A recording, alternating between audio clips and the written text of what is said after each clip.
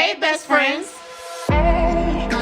Welcome to another episode of the Bestie Advice,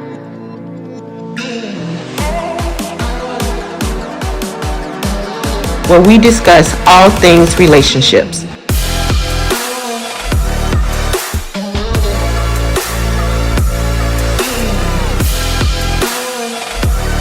Hey, besties. Welcome to another edition of the Bestie Advice. I'm your host, Irene Abrams, with my bestie, Karan Hayes. Hey, besties.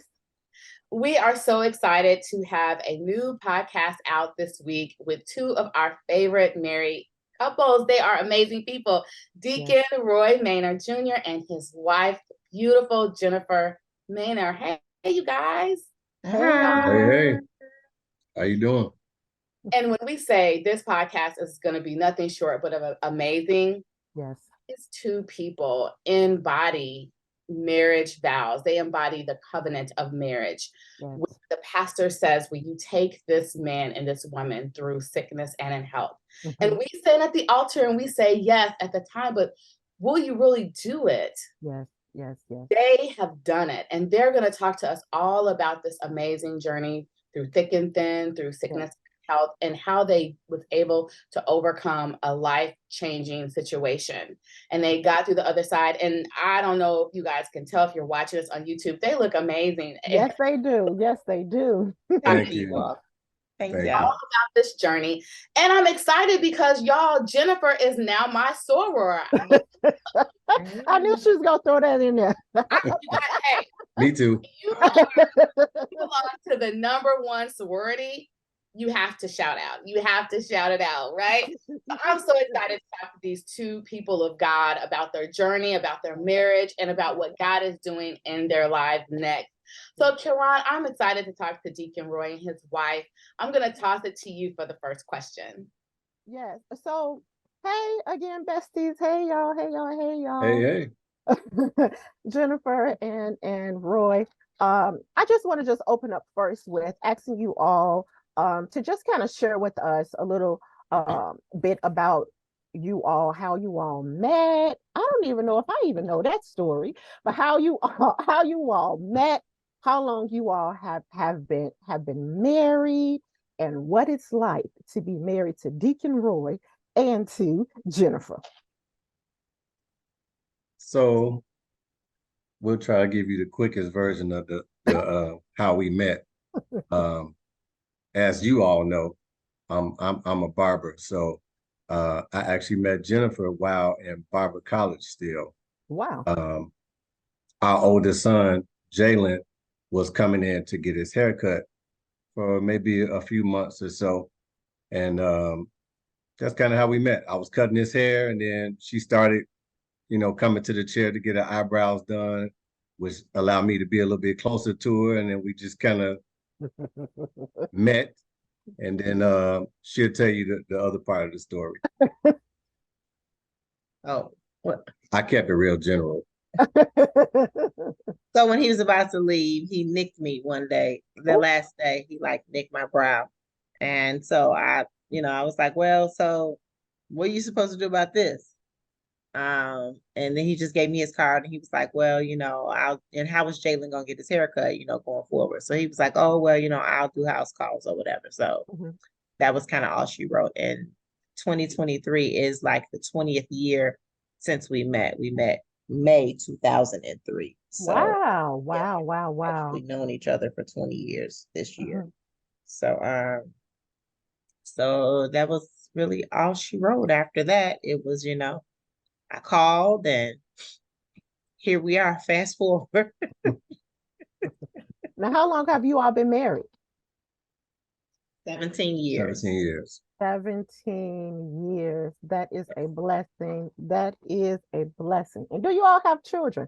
I mean, I don't know if you all have children. Do you all have any children? We do. We have Jalen, he's 25, and then we have Jared, he's 13. And do we have some bonuses? We do. We have a 3-year-old Nasir and a 2-year-old Nari. Yes. So just talking about marriage as a whole, you all out there, we do take these vows, married couples, that is. we say these vows to our husband and our wife, usually at the altar, the pastor's there before us, and we're so excited. We're saying, yes, I do, I do, I do, I do, through the entire thing, through for better or for worse, for richer or for poor, in sickness and in health, to cherish and to love, to death do us part. We're excited, we're saying that, but then life happens. Things change, things shift. And for Deacon Roy and Jennifer, things shifted as far as with them and their marriage, and they had a major life event. So Jennifer and Roy, if you can kind of just walk us through what took place. Okay. November 2021. November 2021, Jennifer was diagnosed with breast cancer. Obviously it came as a shock. We didn't see it coming. Yeah.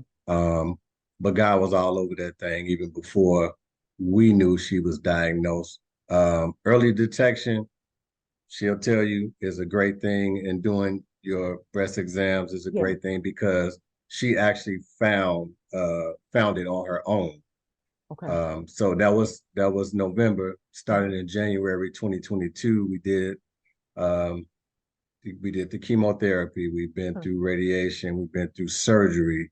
Yeah. We've been through chemo again. Yeah. And so, I mean, it was a, looking back, it wasn't that long of a journey, but it was long enough for us because it's a scary thing to be dealing with. Right. But Right. that's just, my version of what we went through with that major life event. Yes. Well, not my version, but Yeah. what I have to say about it. That's what happened. Right. That's what happened. Right. So, what was that like for you? Yeah. Mm-hmm. So, as a healthcare provider, so when I found the mass myself, it was the day after my birthday. So, wow. That just to be used. This is uncut, right? Right. Yeah. So that was like, oh wow, this is the birthday gift, So, Yeah. after palpating the mass on my breast, I knew exactly what it was before any scan. So that night seemed like the longest night ever. Mm-hmm. And so that's why I say, self breast exams are paramount. Yeah. I didn't have no family history of breast cancer at all. So when I got my diagnosis, I was maybe 500 feet from work. So I'm pulling into the lot and I'm getting this phone call, and I can't turn around and come back home right now. So how are you supposed to get this diagnosis over the phone, get yourself together, and then walk into work as if nothing happened? Right. Right. So that was something I had to do, and that was beyond difficult. Yeah. But the alternative was what? Not see my patients that day? Yeah. Yeah. I don't know. I mean, you just, some things you just sacrifice. So that was difficult. However, but the journey, it just kept unfolding. It just kept unfolding. And for me, I've never had an opportunity to process, to be honest with you. Okay. I've never had a downtime to say, hey, wait, I have breast cancer. Mm-hmm. My lifestyle didn't afford me that, to say pause, no work, no this, no that, So even now, I've never actually had a time to process. This is what I went through. So, here we are on the other side. Thanks be to God.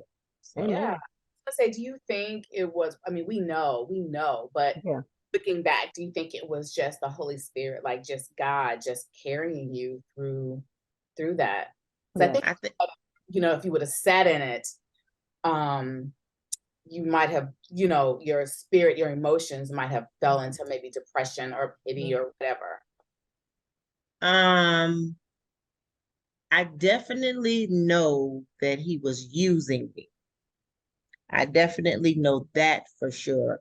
I can't really say that if I was allowed the time to sit in it, had I internalized it more, but I Mhm. think that um it has desensitized me some because I wasn't able to actually you see other breast cancer survivors, they are Right. really in tune with the whole survival thing and everything. And I'm not. I don't know if it's the humility that's over me, but I don't own that. Mhm. Mm. Mhm. I don't own that survivalship or that, how you say, oh, you survive. I don't own that. I mean, because I don't think that I'm responsible for that. That's Mhm. God. That has nothing to do with me. So I don't even want that. Like when people be like, oh, you're a survivor, and I'm like, am I? You You said know? to God be the glory. Right.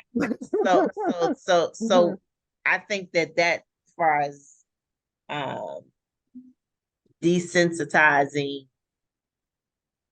period or whatever, I don't know.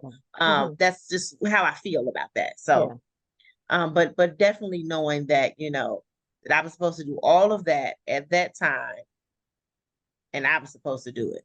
Yeah. That I am sure of for sure. It's funny how you said that, you were pulling into the parking lot, you're 500 feet away from your job, and it's like, do I make an about face, bust a U-turn, go back home, or do I go into this building? It's basically giving me life goes on. Because even though I kind of sense what they're getting ready to tell me on this call, um, life still goes on. So talking about life still going on, I know roles in your house, especially when you probably around the time, you're going through chemotherapy and all of that. I'm sure the roles and the responsibilities in your home had to shift. So, and everybody's marriage, everybody's home, everybody's house is different. I may be doing the dishes and my husband may be taking out the garbage, or vice versa. Maybe I'm taking the garbage out and he's doing the dishes. He may be cooking and I'm mowing the lawn, whatever it is. How did that kind of shift and change with you all? Because again, you still have children, you have your grandchildren. Deacon Roy, you still had to go to work. Jennifer, you were still working. So how did you all kind of shift roles during that time? I think at that time and during that time, um, roles were kind of all over the place. Obviously, going through the chemotherapy and Mhm. everything, Jennifer was a lot more fatigued, and Yeah. the stress levels were different. The Mhm. triggers that just make her emotional and all of that. Everything was kind of different with that. Me being Mhm. an entrepreneur, um, looking back, we will both agree that the right move probably would have helped a lot if I was maybe um, working another type of job so that she wouldn't have to work. But at the same time, looking back, I guess I kind of understand the way God had the thing set up, because Mhm. I would have been way less available for support for chemotherapy and for the kids, the grandkids, and Mhm. some of the other outside stuff. My schedule was a lot more flexible, so I was able to do a lot of the outside stuff. But at the same time, I'm the man of the house. At Yeah. the same time, my wife is dealing with breast cancer, and I have to be as available, for her as possible. Did it Yeah. all go the way we thought it should have went? Right. No. But again, Mhm. that's how you know when God is taking you through something. You make your mistakes, you go through and all of that. And when you make Yeah. it on the other side, all you can say is that only could have been God. So Yes. to answer the question, the roles were kind of like changing from day to day, week to week. Sometimes Mhm. I cooked, Mhm. sometimes, she was still going to work, and it started out being, doing some kind of like over the phone work, seeing patients, but then it got Yeah. to where she had to actually go in and see patients on days when she didn't feel good. And I hated that, because it's Yeah. like I can't do anything about it. I can do something about it, but what I could have done about it would have changed things even more. So Yeah. it was definitely tough. That speaks to, God and Mhm. Jennifer's strength to be able to do that. Yeah. And I just want to add this. You didn't ask me this question, but during the time No, go ahead. was fighting breast cancer, was the same time that she pledged and crossed as far as being a Delta. And during that time, she received her doctorate. She was going to school for her doctorate. She did all Wow. of that Wow. Yes. um, during that period. So that the strength that she showed and what God was able to do through her was just remarkable. Even now, still, it's still a tough road, but God is all over it. Yes, that's I'm good. hearing you say, Roy, and that is amazing, Jennifer. Mhm. Applaud I applaud you for Yes. your strength and your tenacity. And it just goes to how we go into fight or flight. And you chose to fight. Like, hey, I'm finishing my doctorate degree. I'm pledging. I wanted to pledge. You didn't want to allow it to seep your life, out of you. You chose to continue to live. Yes. And that just speaks to your character. I think that is amazing. And I wanted to ask about, um, your husband just talked about your strength, and you continue to go to work and do all these things. Mhm. Where did you find the strength to do it? I've heard about how exhausting and how you could be nauseous and how it can Mhm. be a lot going through those treatments. Where did you pull your strength from? Yeah. So, to start off, when chemo was on Thursdays, so I planned my schedule um, uh, around chemo. So I worked Monday, Tuesday, Wednesday, and one Saturday a month. And chemo was every Thursday morning. So I know that Thursdays are usually busy days for Roy. So I suggested that he start like a chemo train type, where let's gather around, my friends, my sisters, whoever is available and who can come and sit with me during chemo so he wouldn't miss so many clients. So a lot of times he would drive me and then someone would meet me or they'd come get me so he wouldn't miss, Thursday clients or whatever. Mhm. So that worked really well because people really were like fighting in line to come sit and support me or whatever, which was amazing. Yeah. So that worked out really well, just from both of us. Not to say that he didn't want to be there, but we were just trying to accommodate it all, Yeah. So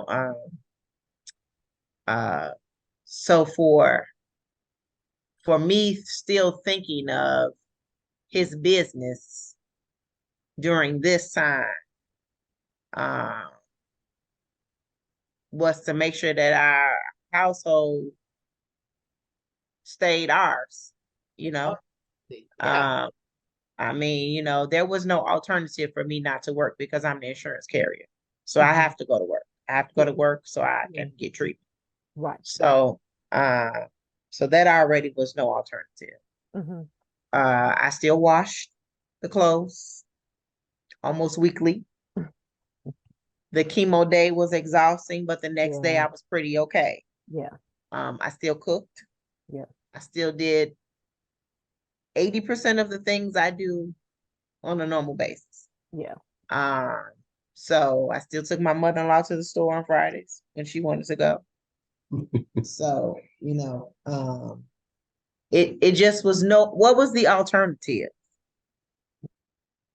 We're not in the position for me not to do any of that, Yeah. you know, Yeah.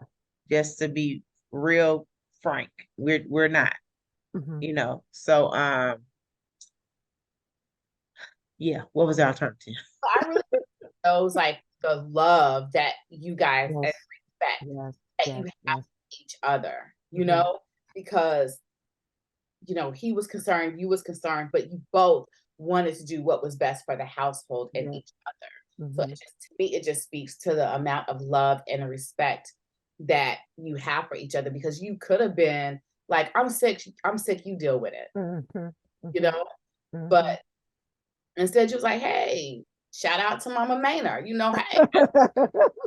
you were Mhm. so willing to do that, Mhm. right? Yeah. The love that you have for her, for your husband. So to me, it just really for all the married couples out there that's listening to us and watching us, Yeah. this really is love in action, because Yes. husband and wife, they were concerned about each other, their household, and each continued to do what they had to do to make it work Yeah. while fighting this illness. So it's a testament of the love and respect that you have for each other, and the fact that no matter what you were going through, Jennifer, your household was first. And Yes. and as us women, we tend to process things differently like that. And like I said, you either fight or flight, and you went into fight mode. Like, not losing nothing, I'm gonna gain before I lose. Yeah. I think Yeah. that's admirable.